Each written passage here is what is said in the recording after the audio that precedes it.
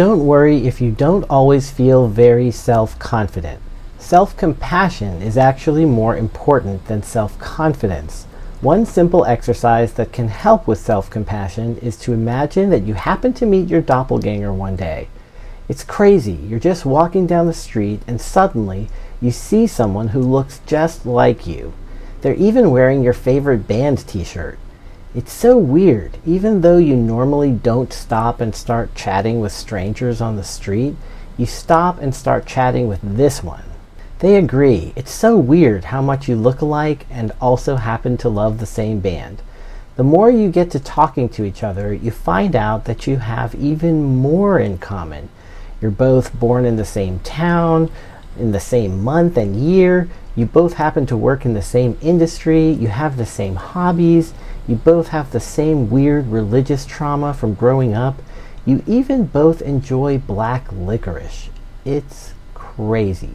So guess what? You end up with a new friend.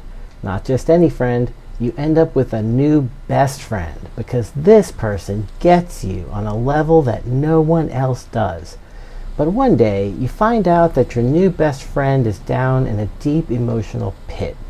They feel like the world's biggest loser, that their life hasn't really amounted to much, and that maybe, maybe the world is better off without them. How would you feel if your best friend, this person who gets you more than anyone else in the world, this awesome, hilarious person with great taste in food and music, if this person was considering an early exit? I bet you would have a lot of compassion for them and you would do your best to get them to try and see how important they are and that their life is worth living. And guess what? That best friend is you.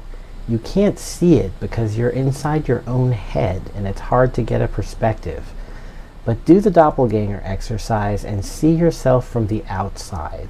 Now, maybe you really are a huge asshole and you would want to punch yourself in your own face if you met yourself on the street, in which case, I don't know, maybe you need a good therapist. In that case, I got nothing.